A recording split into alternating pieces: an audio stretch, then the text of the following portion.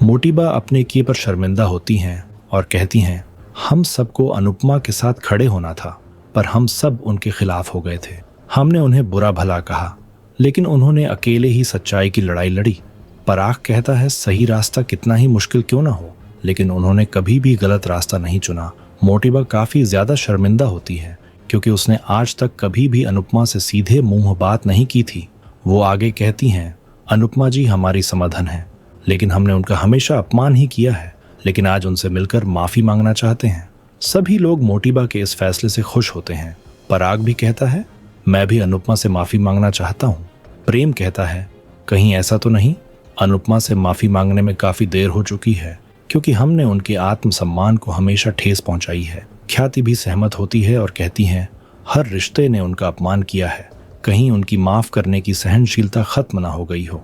ख्याति अपना डर जाहिर करती है कि कहीं अनुपमा सभी रिश्तों को ठीक करके उनसे दूर ना चली जाए। राजा बोलता है, अनुपमा दूर कभी नहीं जाएगी। प्रेम कहता है, हम उनका बार बार अपमान करते रहे हैं। उनके खिलाफ साजिश करने वाले गौतम को बार बार अपने घर में रख सकते हैं। उनकी बात बात पर ना शुक्रगुजारी करने वाली माही बेटी को अपना बना सकते हैं, तो मम्मी हमसे नाराज भी नहीं हो सकती। सभी लोग चौंक जाते हैं। दूसरी ओर अनुपमा चौल लौटती है। सभी लोग उसे घूरते हैं। अनुपमा के सर में दर्द होता है, इसलिए वो राही को चाय बनाने को बोलती है। अनुपमा वरुण और प्रेरणा को बताती है कि रजनी मिली थी। प्रेरणा गुस्से में बोलती है, हमें उस औरत के बारे में कोई भी बात नहीं करनी है। अनुपमा कहती है, एक बार मेरी बात तो सुन लो। वो बताती है कि रजनी माफी मांग रही है और रजनी चाहती है कि तुम दोनों उसे माफ कर दो, लेकिन अनुपमा दोनों से साफ कहती है, मैं तुम्हें कुछ नहीं समझाऊंगी, तुम दोनों खुद समझदार हो और ये फैसला सोच समझ कर ले सकते हो। अनुपमा कहती है, रजनी ने गलत किया है तुम्हारे साथ, उसने तुम्हें बुरे रास्ते पर धकेला है, जो भी किया उसने, लेकिन वो तुम्हारी माँ है। अनुपमा कहती है, अब रजनी की जिंदगी का फैसला प्रेरणा और वरुण को ही लेना होगा। अनुपमा समझाती है, रजनी माँ की जिम्मेदारी नहीं निभा पाई, लेकिन वरुण और प्रेरणा को संतान का फर्ज जरूर निभाना चाहिए। प्रेरणा अनुपमा से पूछती है, क्या आप चौल में ही रहोगी या चली जाओगी? क्योंकि मैं भी आपके फैसले के हिसाब से अपना रास्ता चुनूंगी। ये सुनकर अनुपमा पूरी तरह हैरान होती है और कहती है, मेरा सिर दर्द हो रहा है, पहले मैं चाय पी लेती हूँ। सब परेशान हो जाते हैं।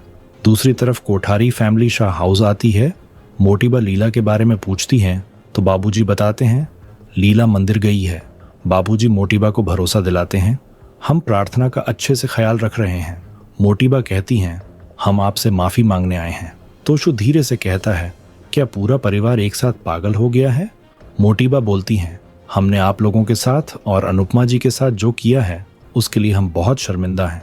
पराग कहता है, अनुपमा जी ने हमारे घर को बचाने के लिए जो किया है उसके लिए हम उनके एहसानमंद हैं। तोशु धीरे से कहता है, करोड़ों का घर बचाया है, धन्यवाद की जगह 20-30 लाख रुपए दे दो। बाबूजी कहते हैं, अच्छा हुआ कि लीला यहाँ नहीं है, लीला होती तो वो ताना जरूर मारती। मोटीबा कहती हैं, आपके ताने भी हम स्वीकार करते हैं, आप भी हमें माफ कर दीजिए। पराग अंश को गले लगाता है। मोटीबा अंश को जमाई जी कहती हैं और उसे आशीर्वाद देती हैं। सभी लोग बहुत खुश होते हैं। पराग कहता है, अंश भी अनुपमा जी की तरह मुश्किल में हमें छोड़कर नहीं गया। प्रार्थना पराग के गले लगती है। पराग बोलता है, मैं मान गया हूं कि तुम अपने ससुराल में ही खुश रहोगी। तभी तोशु कहता है, लेकिन मेरी बेटी आपके घर वापस नहीं आएगी। सब चौंक जाते हैं। मोटीबा बहुत नरम लहजे में कहती हैं, हम परी को पूरे मान सम्मान के साथ वापस ले जाना चाहते हैं, आप उसे मुंबई से वापस बुला लीजिए। लेकिन तोशु साफ मना करता है। किंजल कहती है, ये फैसला सिर्फ परी ही करेगी। पराग पूछता है, अनुपमा जी मुंबई में रहेंगी या अहमदाबाद वापस आएंगी? प्रेम कहता है, राही ने बताया कि किसी को भी पता नहीं, मम्मी अब क्या करेंगी। दूसरी तरफ सब भगवान की पूजा करते हैं। इसके बाद सब जश्न मनाना शुरू करते हैं। अनुपमा सबके साथ डांस करती है। सब चौल वाले अनुपमा से रिक्वेस्ट करते हैं, आप कहीं नहीं जाएं। चौल वाले अनुपमा को सम्मानित करते हैं और उससे माफी मांगते हैं। सब मिलकर एक साथ अनुपमा से रिक्वेस्ट करते हैं, आप चौल छोड़कर ना जाएं। अनुपमा कंफ्यूजन में पड़ जाती है। तभी अनुपमा को एक कॉल आता है। अनुपमा हैरान हो जाती है। राही पूछती है, क्या हुआ? अनुपमा कहती है, मुझे तुरंत जाना होगा। अनुपमा वहां से चली जाती है। सब परेशान होते हैं। राही कहती है, मेरी मम्मी की जिंदगी में सुकून लिखा ही नहीं है। दूसरी तरफ कोठारी परिवार घर को सजा रहे होते हैं। पराग और अनिल कहते हैं, आज घर की हर चीज बहुत अच्छी लग रही है। मोटीबा खुश होकर प्रार्थना करती हैं, श्रीनाथ जी हमारे हर बच्चे को बुरी नजर से बचाएं। सब खुश होते हैं। प्रेम और राजा मोटीबा से मजाक करते हैं। इसी बीच माही और गौतम सामान लेकर वापस आते हैं। गौतम मोटीबा से कहता है, हम जा रहे हैं। तभी पराग टोकता है और सर्वेंट से चाय बनाने के लिए कहता है। प्रेम ताना मारते हुए कहता है, हमेशा से 2 कप कम बनाना। तभी माही चक्कर आने का नाटक करती है। गौतम उसे संभालता है और कहता है, शायद घर की टेंशन लेकर कमजोरी आ गई है। ख्याति कहती है, जब घर नीलाम हो रहा था तब तो तुम भागने के लिए तैयार थी, और अब सब ठीक हो गया है तो तुम्हें चक्कर कैसे आने लगे। गौतम कहता है, मेरे पापा का कॉल आया था और उन्होंने हमें बुलाया था। हमने सोचा वहां सब ठीक हो जाएगा तो हम आपकी मदद करेंगे। प्रेम कहता है, इसका मतलब ये मुझे रिक्शा खरीदने का ताना देकर हमारे काम आना चाहते थे। राजा कहता है, आज ये लंबी फेंकने के मूड में है। प्रेम और राजा गौतम को छेड़ते हैं। गौतम कहता है, क्या मेरी कुछ बातें बुरी लगने से आप सब कुछ भुला देंगे? मैंने पहले सब कुछ छोड़कर आपकी मदद की है। प्रेम गौतम को ताना मारता है। गौतम कहता है, जो मैंने किया वो कोई दामाद नहीं करता है। मैंने आप लोगों पर एहसान किया है। माही कहती है, गौतम जी ने मुझे अपनाकर भी एहसान किया है। आप लोग इन्हें मनाने की जगह इन्हें जाने कैसे दे रहे हो? ख्याति कहती है, इससे अच्छा तो तुम चक्कर आने का नाटक कर लेती। प्रेम और राजा हंसते हैं। तभी पराग गौतम और माही को रुकने के लिए कहता है और कहता है, तुम सामने रहोगे तो हमें याद रहेगा कि तुम तो हम पर एहसान कर रहे थे।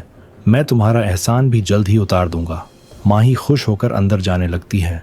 तभी पराग उसे रोकता है और कहता है, अंदर वाले कमरे उनके लिए हैं जो एहसान करके जताते नहीं हैं। आप लोग मेहमान हैं, आपके लिए गेस्ट रूम है। गौतम कहता है, क्या हम उस छोटे कमरे में रहेंगे? पराग हाँ कहता है। प्रेम कहता है, अगर नहीं रहना है तो मैं रिक्शा बुला लेता हूँ। माही नाटक करती है और वहां रहने के लिए मान जाती है। गौतम धीरे से कहता है, पराग कोठारी ने बहुत अच्छा गेम खेला है। इसी बीच ख्याति को कॉल आता है और वो हैरान होती है। दूसरी तरफ अनुपमा प्रार्थना को लेकर शाह हाउस आती है। हमें पिछला सीन दिखाया जाता है कि अनुपमा को चौल में अंश का कॉल आया था और उसने बताया था प्रार्थना को दर्द हो रहा है, शायद उसे बच्चा होने वाला है। प्रेजेंट सीन में अनुपमा प्रार्थना को बैठाती है और बताती है, हम एयरपोर्ट से सीधे हॉस्पिटल चले गए थे, चिंता मत कीजिए, सब ठीक है। बाबूजी कहते हैं, प्रार्थना बहुत जोर से चिल्लाई थी, हम सब डर गए थे। अनुपमा कहती है, प्रेगनेंसी में ये सब नॉर्मल है। प्रार्थना कहती है, अनुमा आ गई हैं तो अब सब सही हो जाएगा। अनुपमा कहती है, कोठारी परिवार भी परेशान हो गया होगा। तभी मोटीबा आती हैं और कहती हैं, आप आ गई हैं तो परेशानी चली गई है। अनुपमा सबको नमस्ते करती है और कहती है, प्रार्थना अब एकदम ठीक है। मोटीबा अनुपमा को धन्यवाद करती हैं और कहती हैं, आपका हम पर बहुत बड़ा एहसान है। अनुपमा खुश होती है। पराग भी अनुपमा को धन्यवाद कहता है। अनुपमा कहती है, सत्य की लड़ाई में आप मेरे साथ थे, हम दोनों की जीत हुई है। पराग हाथ जोड़कर अनुपमा को धन्यवाद करता है। अनुपमा खुश होती है। आने वाले एपिसोड में देखने को मिलेगा पराग मोटीबा के जन्मदिन पर शाह परिवार को आमंत्रित करता है। प्रेम और राही करीब आते हैं और राही कहती है, मुझे बच्चा नहीं चाहिए। मोटीबा ये बात सुन लेती हैं। इसके बाद शाह परिवार कोठारी हाउस आता है तो मीता परी को आने से रोकती है। सब चौंक जाते हैं।